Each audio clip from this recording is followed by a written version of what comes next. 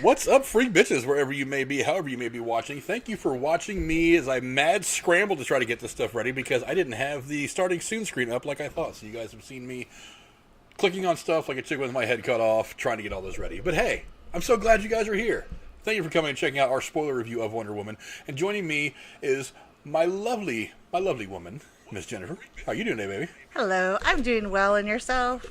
Fantabulous. Long day at work already, and we're getting ready to ring out this horrible, horrible year. But before we kick this year in the ass and send it packing out the door, as I got to turn on my phone down because I'm trying to get that view by watching my other YouTube account, we got a good movie to end the year on. Me and you went Christmas night, and we saw Wonder Woman 84. We have, And yes. good movie. Let's break down a little bit of it for you real quick. In this follow-up to the 2017 hit, Wonder Woman 84 now sees Diana Prince working as an anthropologist at Washington, D.C.'s Smithsonian Museum in the year 1984. There she befriends a young but highly insecure geologist and gemologist named Barbara Minerva. After the FBI asks Barbara to analyze some items that were the target of a botched robbery, she finds herself in possession of the Dreamstone. This makes her a target of Maxwell Lord, who gains her trust and steals the stone in hopes of staving off the death of his own oil company. Directed by Patty Jenkins, the film sees the return of Gal Gadot and Chris Pine as Diana Prince and Steve Trevor, as well as the return of Robin Wright and Connie Nielsen as Antiope and Hippolyta. Joining the cast as the villains are Kristen Wiig as Barbara Minerva and Pedro Pascal as Maxwell Lord.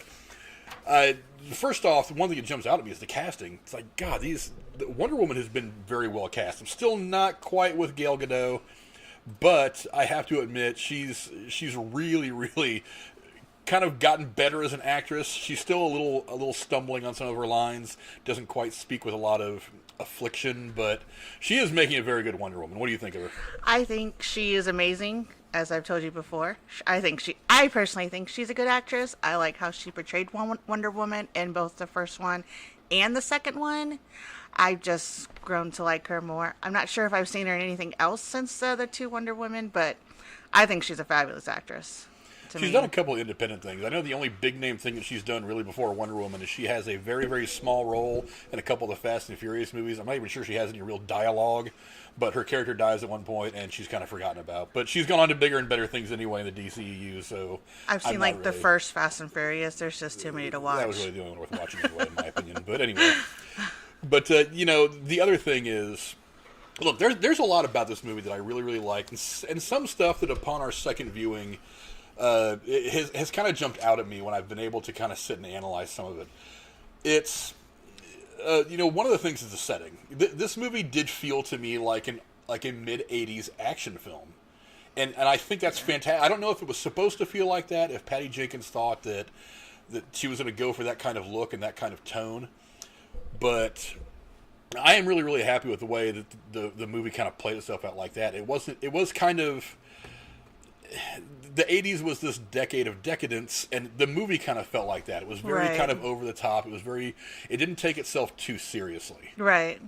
What do you think about that? I liked it. I liked the opening scene. I think they did a really good job. It really captivated you, really got you right there at the beginning. And that's what I like about movies. As long as it gets me in the first couple of minutes, then I'm into it. If not, then I'm going to do something else. But I even told you after we watched it the second time, I love the 80s vibe on it. I was a baby in the 80s, but I just love the vibes, the color they use, the scenes they use, the way they portrayed everything. I think they did a great job with it. Yeah, there was a whole lot of really good. I mean, the 80s was a very colorful decade anyway. Yeah. And they had a whole lot of colors to play with, but they made it look 80s without making it look overblown 80s, the crazy pastels and all that stuff. Right. I was actually very, very glad of. I do want to start by talking about something that didn't really sit well with me, though. I am not a fan of the CGI cheetah that we got at the end. No. That didn't look good at all. No. For one, the CGI didn't quite make it in my eyes. I'm sure maybe they thought they had it tuned in and it looked great, and that's fine, but it didn't quite arrive for me. But one of the things that makes it not sit well for me ultimately is I really appreciate grounded villains.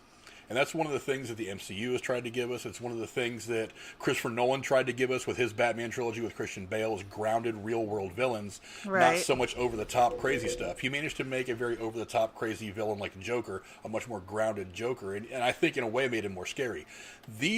Every villain in here is grounded until Barbara Minerva becomes the CGI, furry, whatever Cat. she becomes, Cat, at the end of the She movie. looked like a cat. I really, really liked her kind of transition into the villain throughout the course of this movie, up to about the point where they're at that scene at the White House. Right. Now, when they get to the White House and they have this big fight there, I really liked that Barbara Minerva, that version of Cheetah. Now, when it kind of kicks off into the second thing, towards the end of the movie, and then Maxwell Lord gives her some extra stuff, and she becomes the apex predator that she wanted to become, it got a little cartoonish for me. Yeah. I really liked the fact that this movie hadn't quite gone to full, like, trying to emulate comic book status. But when he got to that, I didn't really like that version of Cheetah. Now, I understand you have to give her somebody worthy of fighting but I mean, come on, it just got a little cartoonish and weird. What do you think of her transition throughout the entire film? It did. I liked, like you said, up into the White House. I liked that fight scene that happened between her and Wonder Woman. I liked how that went down, how it was the power struggle between the two. I was expecting something more, not a drowned cat looking when she transitioned. I think they could have done a little bit better on it. I mean, I liked it, don't get me wrong, but to me, it looked CGI. It didn't look like, I reference it to the Broadway play Cats. That's exactly what it looked like. When I picture a cheetah, something fierce, something ferocious, I don't see what I saw. I see something more slicker, more smoother, more, I don't know, not that. And so, I mean, I liked it, but I think they could have definitely done better, gone a different route with it.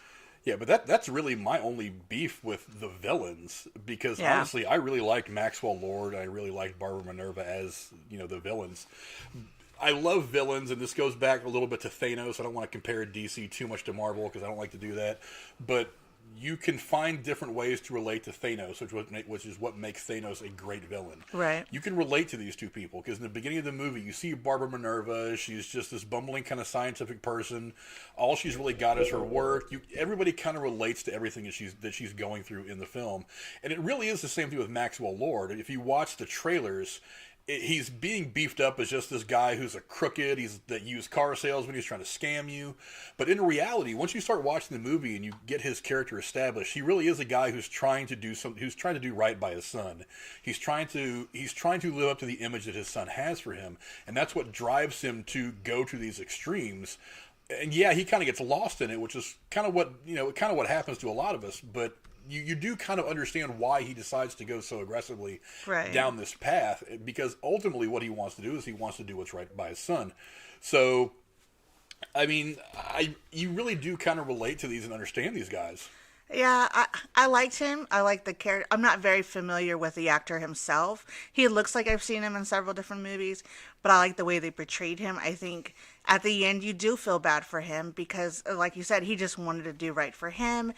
We all as parents want to give our kids the best life, and that's exactly what he was trying to do, was trying to give his son a life that he didn't have. Granted, he went the wrong way through it and used people and manipulated them. But then again, what wouldn't you do for your kids to make sure they had everything that you don't have besides murder? That's kind of extreme. Well, and he's ultimately, some people, and him in this movie, is willing to kind of even do that. I don't really care if the world all goes to hell, but I have to get what I want. Right. And then, but he kind of does, like I said, he gets lost in this whole thing. One of the big questions that ended up getting answered was, how does Steve Trevor come back? And I wanted to know so bad when the trailers came out. I just wanted to know how they did it, because I just needed to know, and I'm glad we found out. Well, it is something that's done kind of accidentally.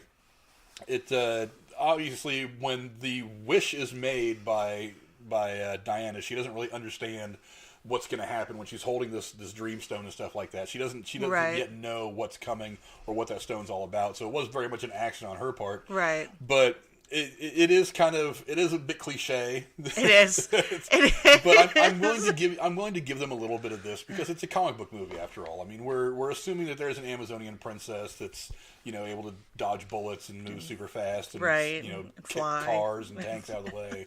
So I'm willing to assume that there's a possibility that there's a dreamstone or a wish stone out there that can bring back the dead loved ones.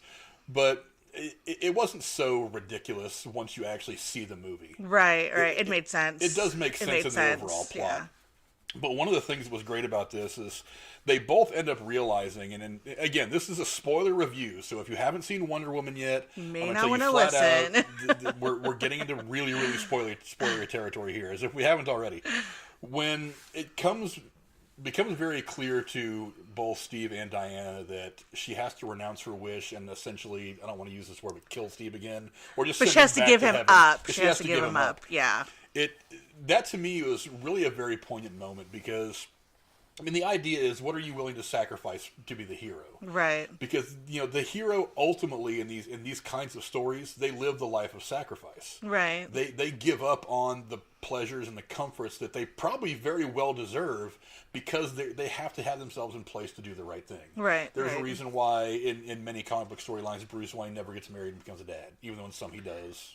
I know some of you comic book nerds out there are probably freaking out, but the reality is, by and large, he very much avoids any of those personal entanglements because he knows what his larger purpose is of being the hero. He doesn't want to get anybody else in trouble or make them targets. And that's why she did it. Granted, she wanted Steve there and she wanted to be with him, but in the end, she knew that in order to be who she needed to be and what the people needed, she had to let him go. And that tug at the heart a little bit because, I'm a sentimental.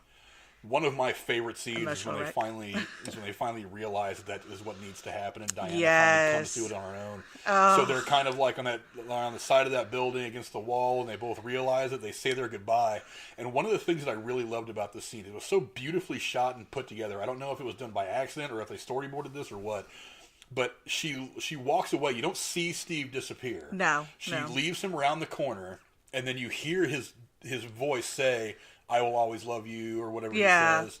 And then as she walks away, she says, "I will always love you," tears in her eyes. Very emotional moment. And then she says, "I renounce my wish." And then we know Steve is gone, but we don't see him leave.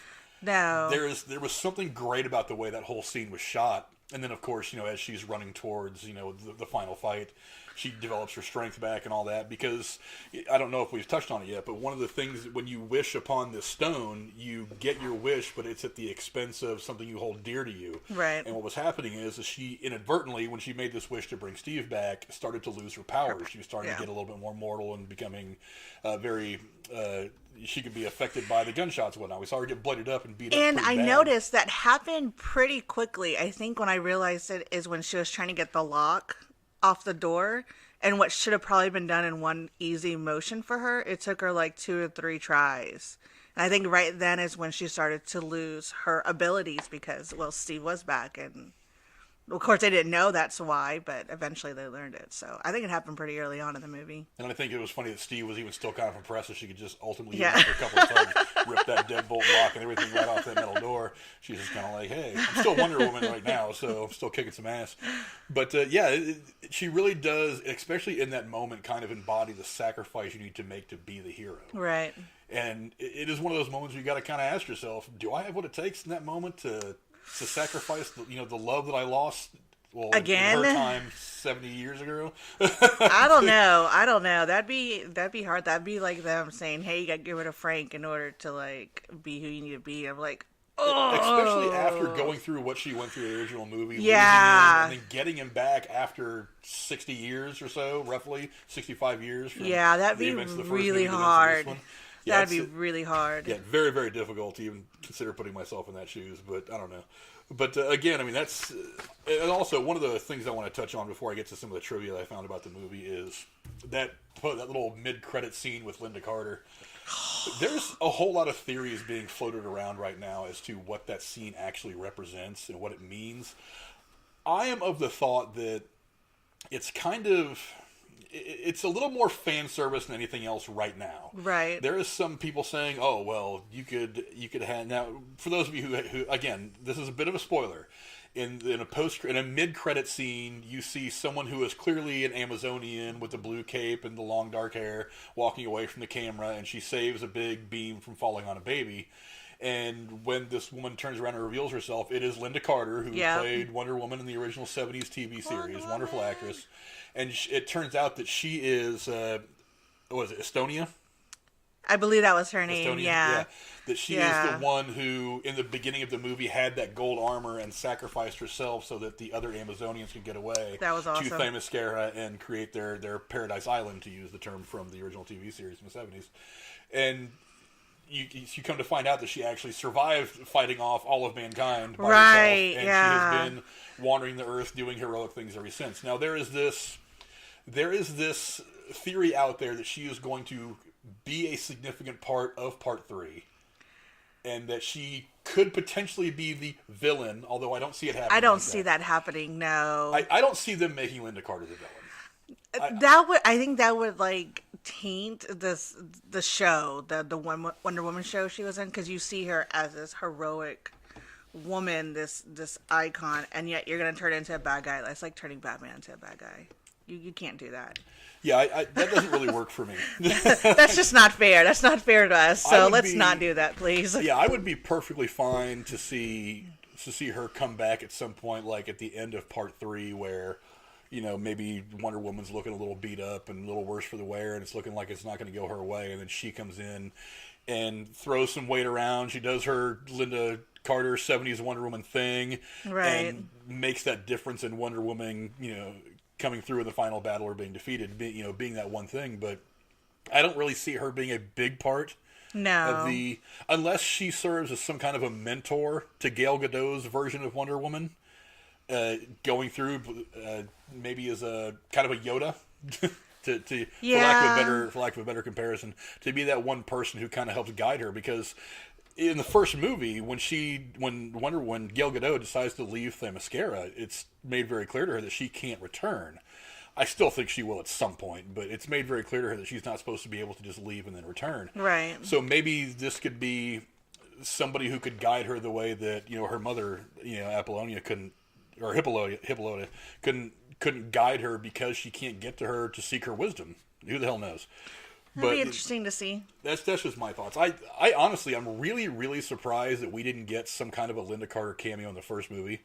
Not even as an Amazonian, but just like some lady having a cup of coffee in a bistro somewhere. And I wonder why that's why they added to this one, because they didn't do it in the first movie. Yeah, it was really shocking to me, but whatever. We got it. I'm happy. It was a good scene.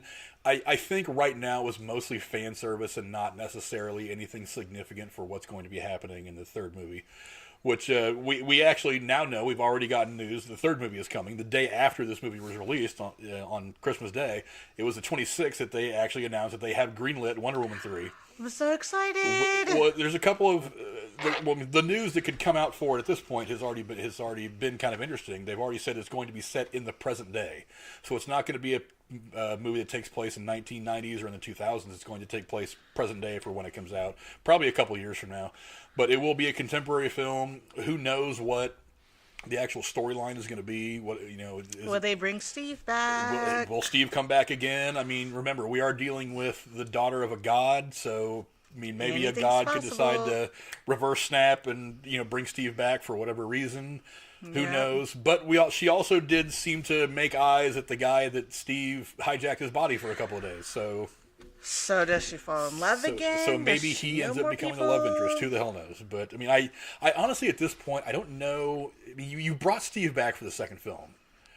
I don't know if you can get away with not bringing him back for the third somehow. I would feel like they'd have to bring it back because we would be expecting them to bring him back. That's what I'm saying. I think now That's what I think. I think now it's expected that he's going to come back. Right. So I think maybe you inadvertently paid yourself into a bit of a corner by bringing Steve back in this movie for the third movie. But who knows? Now if we end up seeing another mashup, like their Justice League movie, which they're apparently making plans to work towards that again, even though for the last year and a half or so they said they're just going to concentrate on the individual stories and not really worry about the combined stuff, the larger universe. They are now apparently making moves to do another Justice League team-up movie, so we'll have to see how that's going to work. But interesting. Who knows? But, came across some trivia when I was doing some research for this. Something that is not exactly news to anybody. The film went through 5 date changes, mostly due to theater closures during the COVID pandemic. 5 release date changes. Now, originally it was set to come out last December. Yeah.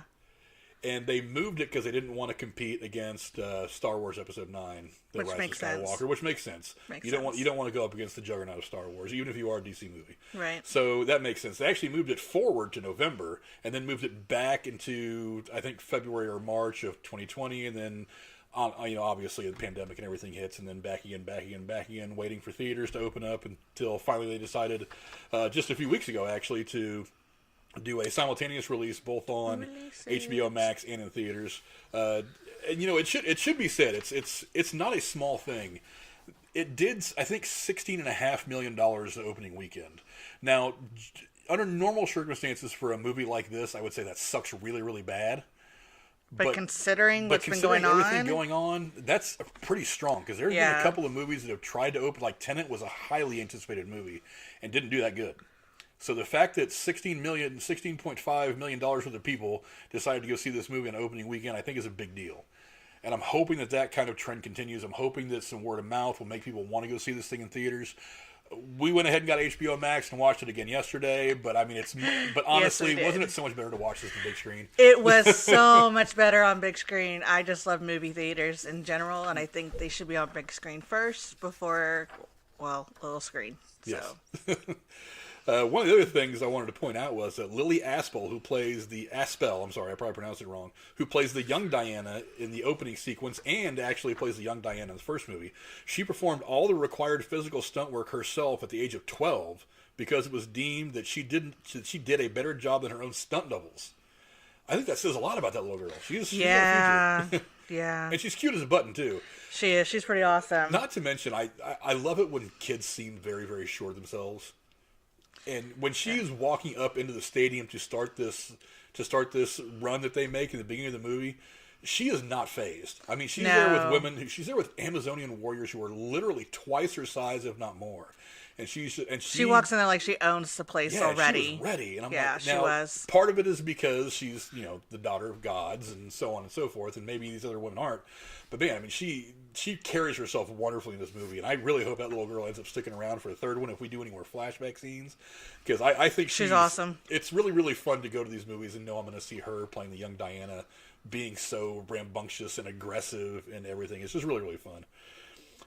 One of the sources close to Patty Jenkins said that actually described this movie as a standalone film in the same way that Indiana Jones movies and James Bond films are, instead of one continuous story that requires many installments. That is one of the things that makes this movie great. It's not, both Wonder Woman, the first one, and this one were not beholden to the larger DCEU. They were not beholden to the movie that came before them. Right. They were really standalone films. So you could not see the first Wonder Woman, go see this movie and be lost. I mean, all you'd have to know is that Steve Rogers dies in the first movie. Yeah. Not Steve Rogers, but sorry, I'm getting all confused. Steve Trevor. Oh, yeah. I know they named him both Steve just to confuse people like me. But so all you have to know is that Steve Trevor didn't make it out of the first movie. That's it. Everything that happened in the first movie is detached from everything that happens in this movie. So it is really a good standalone film by itself. Also, the role of Cheetah was actually first offered to Emma Stone, but she declined. Really? I think that's interesting because Emma Stone ended up. I mean, she did play. She played what's her name? Not Mary Jane. Yeah, she played not Mary Jane. No, the other girl in Spider-Man, the Andrew Garfield Spider-Man movies. I don't know who that is. Yeah, Gwen Stacy. She played Gwen Stacy. Oh, okay. I can't remember her name. She did play Gwen Stacy in the Andrew Garfield Spider-Man movie, so it's interesting to think that she could have played this. I think it would have been good, but honestly, I'm really, really glad that Kristen Wiig played this. As a matter of fact... Yeah, she did really good in it. As a matter of fact, Kristen Wiig was Patty Jenkins' first choice. Really? So I'm really glad it worked out this way. And honestly, I like the fact that, because Kristen Wiig's comedic style, it lends itself to this kind of bumbling, unsure character that she is in the beginning of the movie. Yeah. I don't think that Emma Stone can... I mean, she probably could. She could, but I don't think she would have done it as well. But we've already seen Kristen Wiig in so many roles be kind of unsure. Right. Kind of, just kind of existing. That quirkiness. Yeah, that little bit of a personality trait that she has, and maybe it doesn't sell the same from Emma Stone. Right. But any which way, I'm just glad that Kristen Wiig got the role. I think she was fantastic in it. Also, Gal Gadot's two daughters and Patty Jenkins' son have a cameo at the end. Her elder daughter and Jenkins' sons are the ones that throw snowballs at her, and her younger daughter, who she was pregnant with during the first Wonder Woman movie, and her husband appear on the carousel. Right, and then we did try to find them in that scene to see exactly which ones they were. Yeah, there's so many kids going on. There really was. I'd have to watch it over and over a couple times to really, Yeah. put the finger on who they are. But yeah, it is really cool when actresses and actors' kids come in there and have some fun in cameos. The Dreamstone, and you and I were talking about this when we sat and watched the movie the second time. The Dreamstone is made of citrine quartz. Citrine has long represented prosperity and wealth, and had been referred to as the merchant stone or the money stone. So it kind of makes sense that that particular stone would be the stone that Maxwell Lord wants to use to try to increase his own wealth. Right. Also, Patty Jenkins and Pedro Pascal based Maxwell Lord's portrayal on stockbroker Gordon Gekko from the Wall Street film and on Lex Luthor from the 1978 Superman film. Pascal also said he based his performance on Nicolas Cage. I didn't get a lot of Nicolas Cage in that performance. I don't see the Nicolas Cage. I don't. I might have to watch it again. Like, I'm going to say no to that. But I didn't see Nicolas Cage in that. Then again, I really wasn't trying to pinpoint who he was acting like. Nicolas Cage is a very flamboyant. I mean, it seems like every movie he's in, despite playing different characters, there's a certain energy that he's just excited energy that he has to throw at you, has to throw at the camera. Right. I didn't really get that from him, except for when you're looking at the early version, the early part of the movie when he's doing the whole telemarketing thing, where he's looking at the camera. Oh, saying, okay, you yeah. should invest here if you want to. Okay, yeah, that I can get I it. kind of get it out of that, but Yeah. I mean. But other than that, he does have kind of this excitable, kind of jumpy energy that he kind of carries through the entire movie, which I guess is a little synonymous for Nicolas Cage. But the Gordon Gekko comparison, I think, is fantastic because that's essentially what he is. He's just trying to get other people to give him his money. Right. And Lex Luthor, because, a lot of people think that Gene Hackman's version of Lex Luthor is a little goofy. But I think that's one of the best things about him is he kind of comes off as kind of bumbling, right? But at the same time, in the first Superman movie, he's going to blow up the Eastern Seaboard and kill millions of people. I mean, make no mistake, he's kind of goofy. He's got a little bit of comedic energy to him, but he's looking to kill millions of people. Let's not forget that one little. I mean, he may act bubbly, but he's still trying to take people out. He may be perky and kind of personable, but at the same time, he's going to kill 10 million people, right? Because he's the evil villain. So let's not forget how bad these guys actually are. And the other one, and you might not get this, but I know somebody like Jeremy or Aaron probably would have, but the symbol of Nuclear Man from Superman 4, The Quest for Peace, can actually be seen on the floor of the mall in the beginning part of the movie. A lot of people just want to forget Superman 4 ever happened. for various reasons. I don't think I ever saw it. Have I watched it with you? I honestly, I don't think I've watched that movie for 10 or 12 years. I don't think, probably not then. I think the Christopher Reeve version of Superman had kind of jumped the shark, the film before that. Right. And I think, from what I've read, I think even Christopher Reeve wasn't particularly happy with the way that film came out.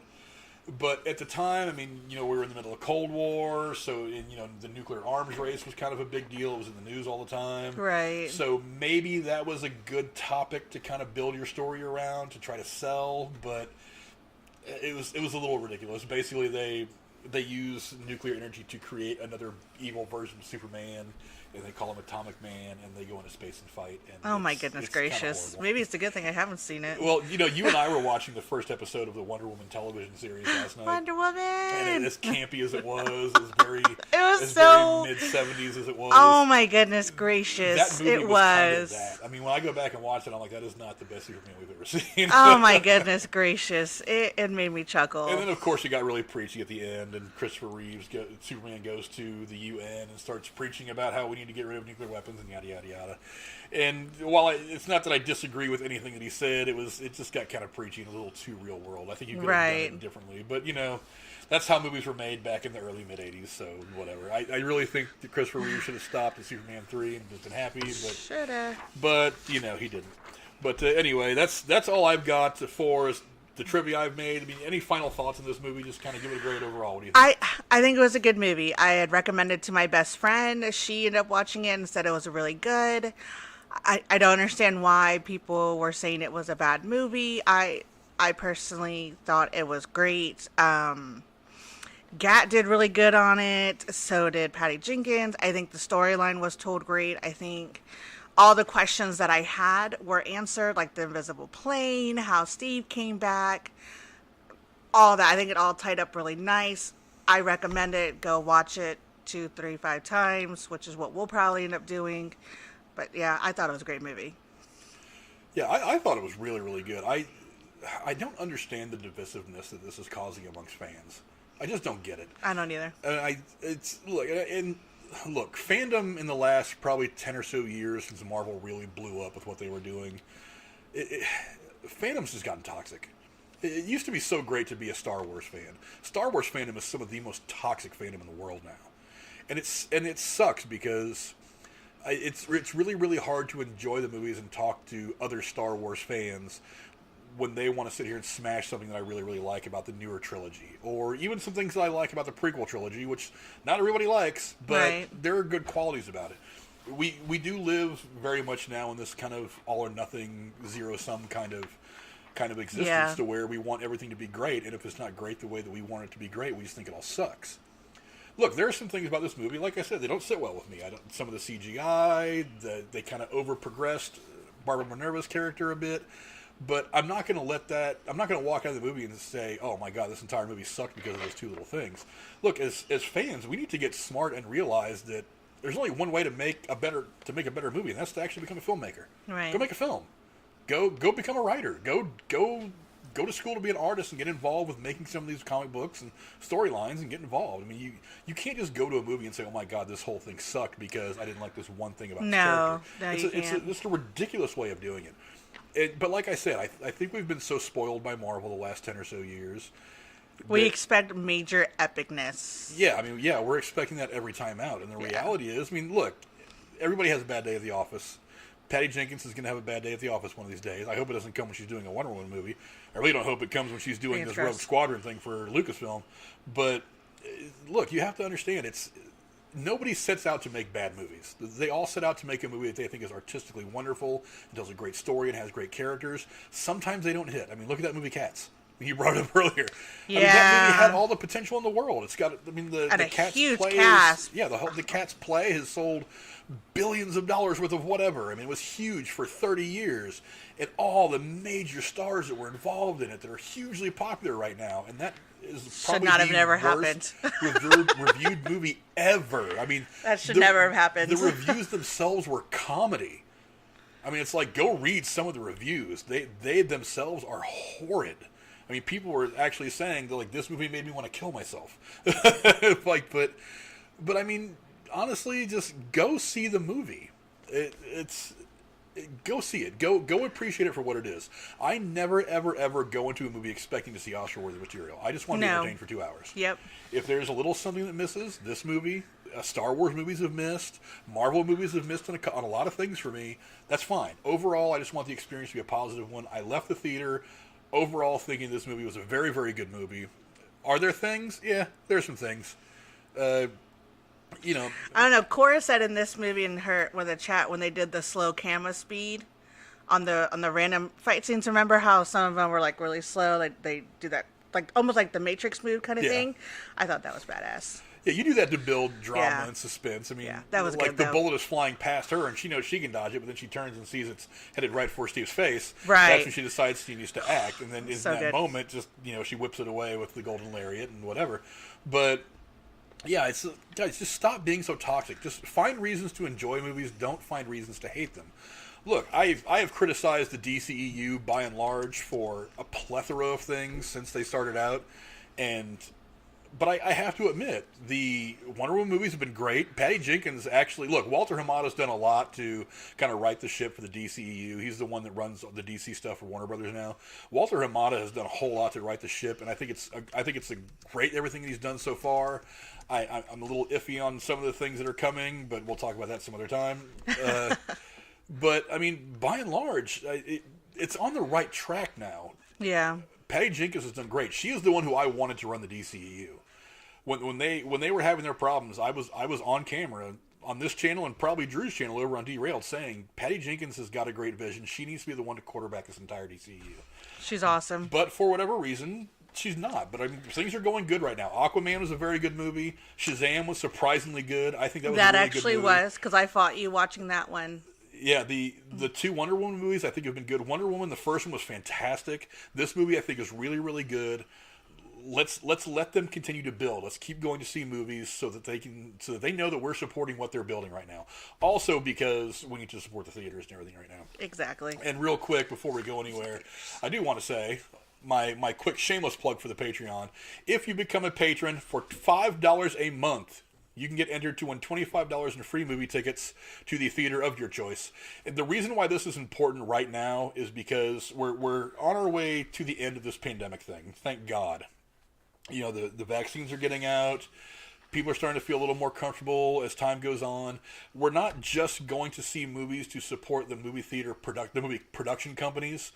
We're going there to support the people that work there. We're going there to support all the people that rely on these movies getting made and put out there in the theaters to help support them. So you're also supporting the managers that work at this place. This is their job. This is how they feed their kids. These young 15, 16, 17-year-old kids that are working, the box office and the concession stand. They're getting valuable work experience by doing this. You're also going to support them. So go to the theaters if your local theater is open.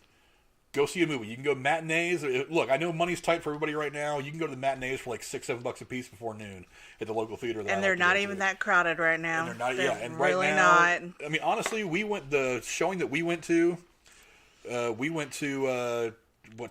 Christmas Day, 8 o'clock showing. Yeah, and that is usually a showing that is packed out.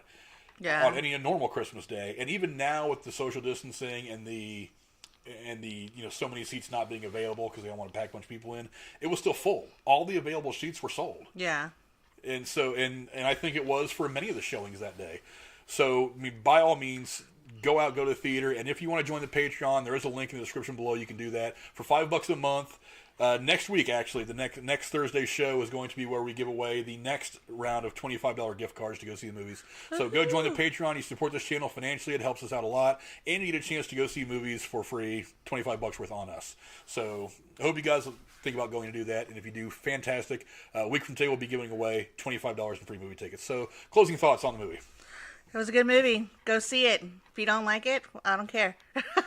Go see it again till you like it. It was a great movie. I loved it, and I plan on seeing it again. Our girls are going to love it. Our kids are going to love it. So definitely worth it.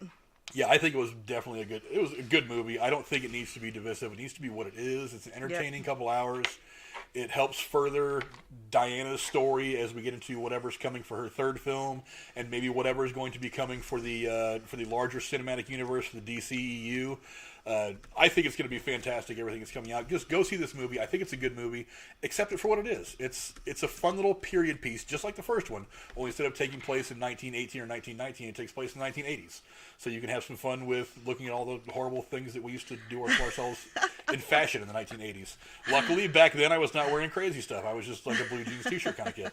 But you can laugh at the fashion if nothing else. But anyway, I want to thank all you guys for coming out. Let me shout out to some people in the chat real quick. GMTA Entertainment, who's put out a couple of videos I need to actually go watch.